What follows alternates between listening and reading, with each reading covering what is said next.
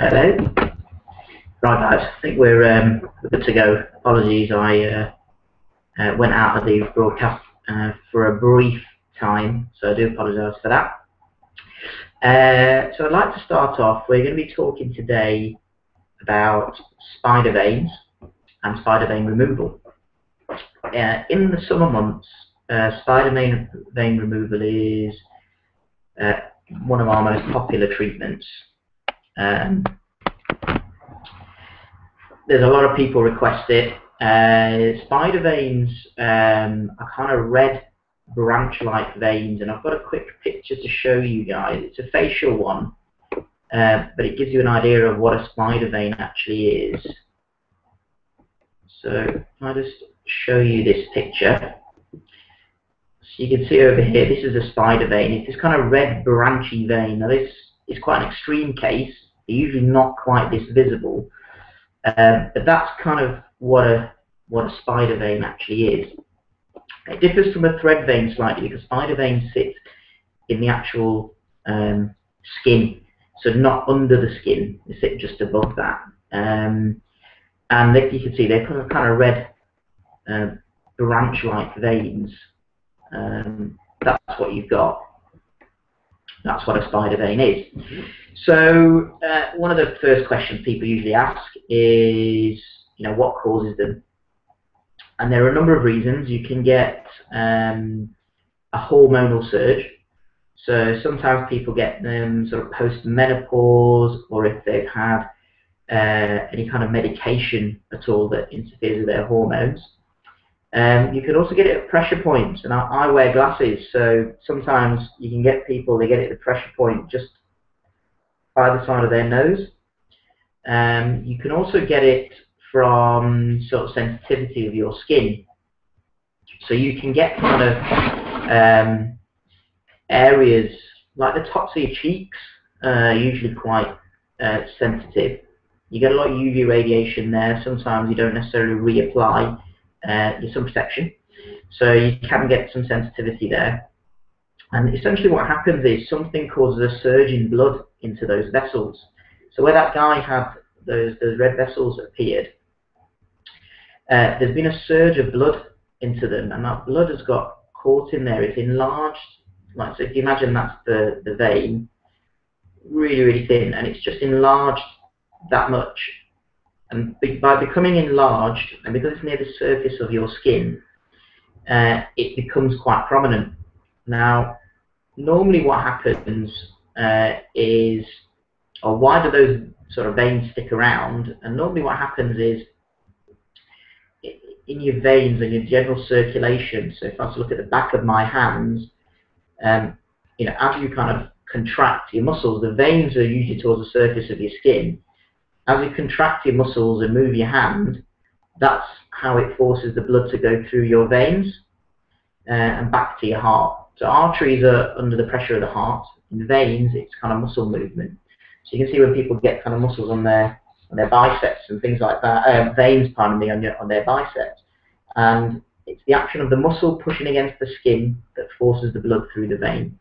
What happens with spider veins is that blood, that there's no muscle in that particular area, so the nose is quite a prominent one. There's no real muscles that are going to really contract against the skin and force the blood back through, so that those veins stay enlarged and that blood flows through it.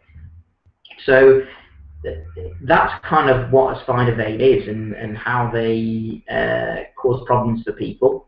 And unfortunately, they're quite unsightly because they're red. Everybody can see them. They're often associated with people who've had a drink. We've had a lot of people come in and go, well, you've not asked me if I drink, and it's not the cause of it.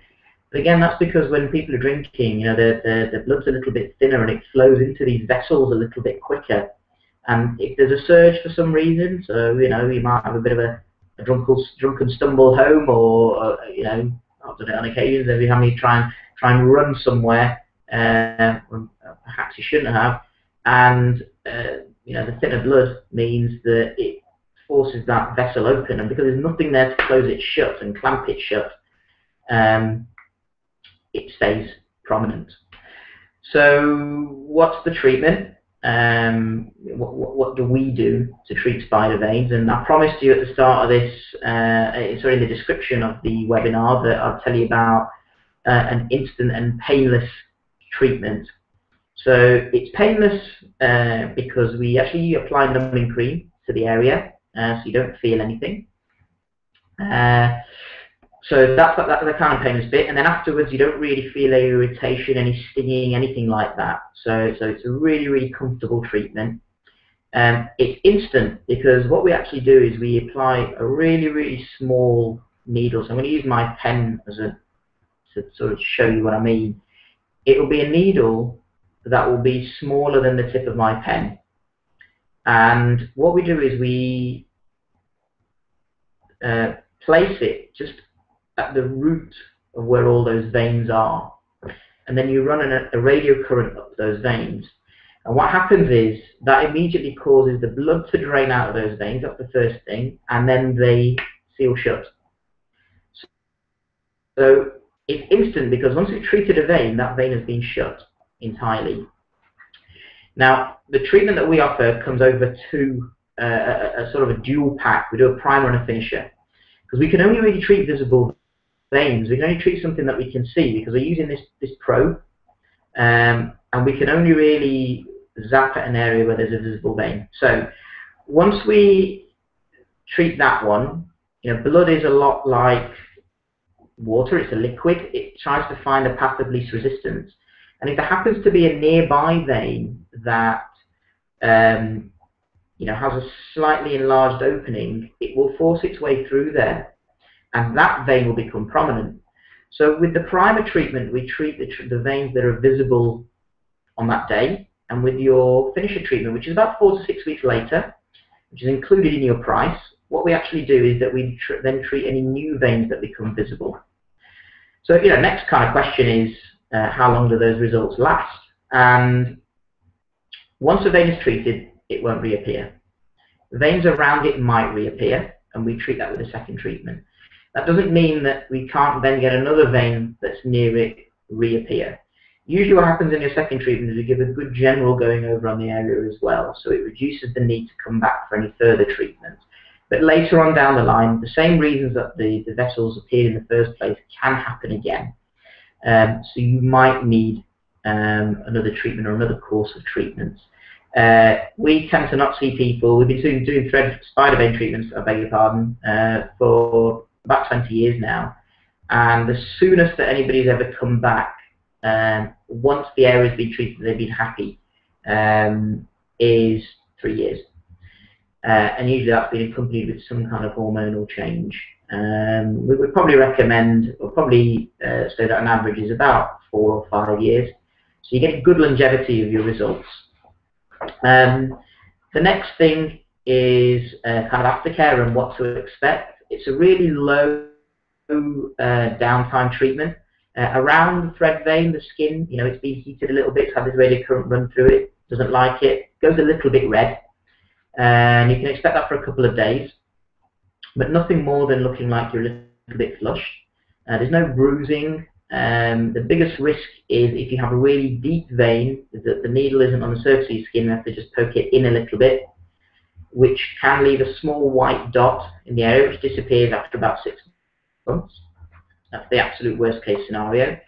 And aftercare-wise, it's good to use a vitamin K cream. Arnica is a natural vitamin K, so kind of any kind of arnica gel is always quite good to use to reduce the amount of veins. And if you use it in the treated area, it keeps those veins away. So that's quite good. It thins the blood, you see, so it doesn't let blood get stuck in enlarged veins. So that's quite good. And after you've had your treatment, the first summer that you have is really, really important to really be careful with your sun exposure. So we'd always recommend, and it's good for your general skincare anyway, a broad spectrum UVA and UVB sun protection factor cream. It doesn't have to be anything like a 50 or a 30 or anything like that. I mean, 30 is good for your face, and that's generally advisable. Any good skincare professional would always say that.